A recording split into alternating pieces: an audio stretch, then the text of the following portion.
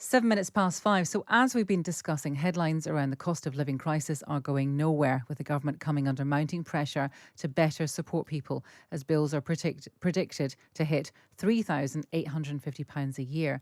Now, households are going to receive their £400 energy bill discount in 6 monthly instalments from October. But how much of an impact will that actually have? Let's speak to Dominic Watters, who is a single dad, lives on a council estate block in Kent with his daughter. Good afternoon to you, Dominic. Hey. Thanks very much for talking to us. Can you just give us a bit of an idea then about, I suppose your kind of weekly and monthly budget? How easy or hard is it to make ends meet currently? Okay, so in terms of budget, we survive on free school meal vouchers, universal credit, which I've got to put is like a broken and awful dehumanizing system. And we've always had like pay-as-you-go gas and electric. And so the council estate where where me and my amazing daughter live is both a fuel and food desert. So the shop on the estate, it only stocks like the lowest quality of produce and nothing fresh. And you can't top up your like gas or electric card or key, which especially during COVID and restrictions was really, really difficult. And we're overcharged on the prices of our gas and electric already, and you can only top it up with cash. Like you probably need a whole program on it, but there's so many obstacles. It makes just, your daily necessities like a full-time consideration. Tell me, no, you're right, we probably do need a whole programme, but specifically, we'll get to the other stuff in a minute, I promise, Dominic. But, in terms of the prepay card that you use, how much do you put on that in one go? And how is this energy rebate going to work for you? How are you going to get that? Okay, so I'm really concerned with that myself. I honestly don't know, and I think for people on as everyone calls it prepay, I call it pay as you go, but Yeah. there needs to be more awareness around it, or so like how it's going to be topped up. In terms of managing it, like it's kind of impossible, and I spoke about it once before, but if my electric runs out in the middle of the night, then that means my fridge goes, which means when I wake up, the stuff that was in the freezer, most likely would have gone, not be good anymore.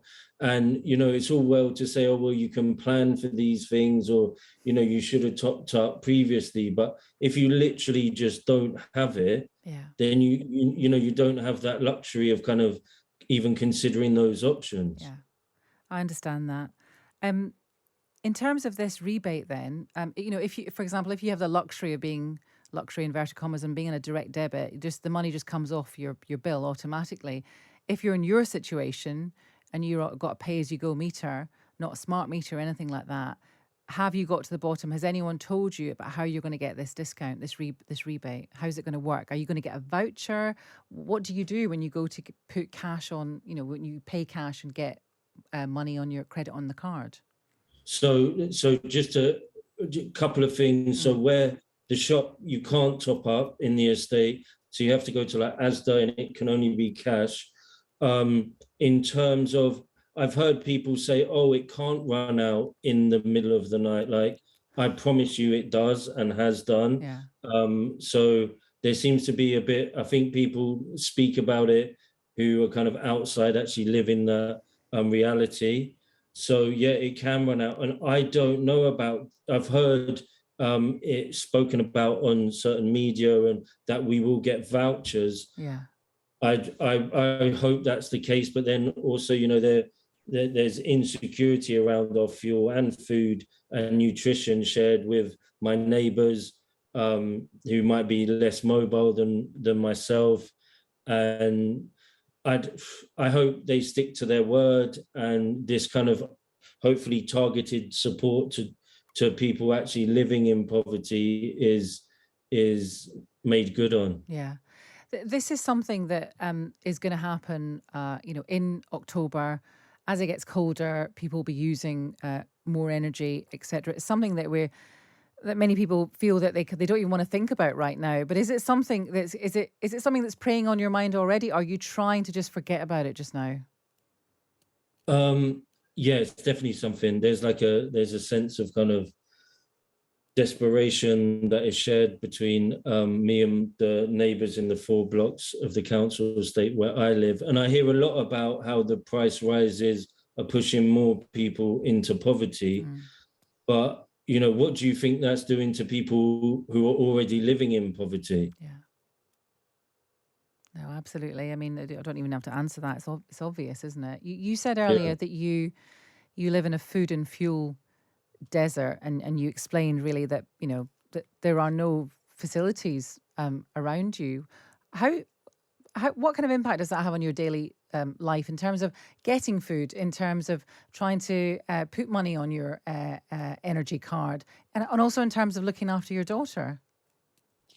Yeah, so it makes it so there's been times where like I pray that the electric doesn't run out in the middle of the night because when my daughter was less independent Mm, than she is now, I wouldn't leave my daughter. I couldn't leave my daughter in the middle of the night to go and top up. But then you're worried about, like how am I gonna heat her breakfast in the morning or so it's like a constant sense of insecurity around food and fuel, and it makes you it reflects that feeling. The best way I could describe it is that feeling where you've left your mobile phone on the train and you're thinking, what am I going to do? It's mm, like that but constantly. yeah.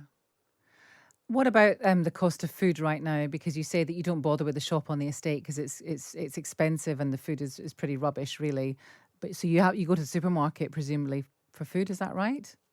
Yeah, so go to the supermarket, and also so as many families in poverty up and down the country are getting, so or hopefully they are. So my daughter's always been on free school meals and free school meal vouchers since the amazing work of Marcus Rashford, but they work out at £3 a day, and that's only during Monday to Friday. Yeah. So it actually works out at £2.14 a day during the summer holidays. And those vouchers, so what you could get for £3, the amount of food you could buy at the beginning of COVID to what £3 will Yeah. get you now is a lot less. Yeah. So there's that whole consideration, and that I think that needs to be addressed like as a point of urgency, because it needs to match the price rises of food and the cost of living. Yeah. And also it can make you feel like we use the local food bank, but even then they do a great job, but it's only like tins, and if you're lucky like some rice and pasta, but they don't that it's nothing like fresh or fish or chicken. But then even then to cook that from scratch is because I'm on pay as you go, I can see how much it costs to fry my chicken, then put it in the oven or Yeah. whatever it is cooking. So just to say that whole 30p, that member of parliament that said you could feed a family on Yes. 30p a day, they have no idea what they're talking about. What should we're about to speak to a supporter of Rishi Sunak. We've Sure. spoken to a supporter of Liz Truss, who obviously are in the contest to be the next leader of the Conservative Party and the Prime Minister, replacing Boris Johnson. They've been talking a lot about tax cuts. They've been talking about inflation, about cost of living. What would you like to hear them say or talk about? I think the only thing, there's so much I'd want to say, but in terms of policies, I think that in terms of welfare and well-being, that food insecurity needs to be included in the definitions of it, and that will have a trickle-down effect, I hope, on more support being provided for people that are actually daily struggling with the realities of poverty Yeah. in council estates, and often single parents up and down the country. Yeah. Dominic, thank you so much for talking to us. I know you talk about this a lot, but as much as you can, you need to continue doing that, because there'll be many people listening to this who perhaps haven't really considered about the hoops that you have to jump through just to get the basics. So thanks so much for talking to us. That is Dominic Watters, single dad, lives in a council estate block in Kent with his daughter. And if you've been affected by the issues discussed in that interview, please do email feedback@Times Radio, and we will send you details of organisations who offer support. At Single Dad SW.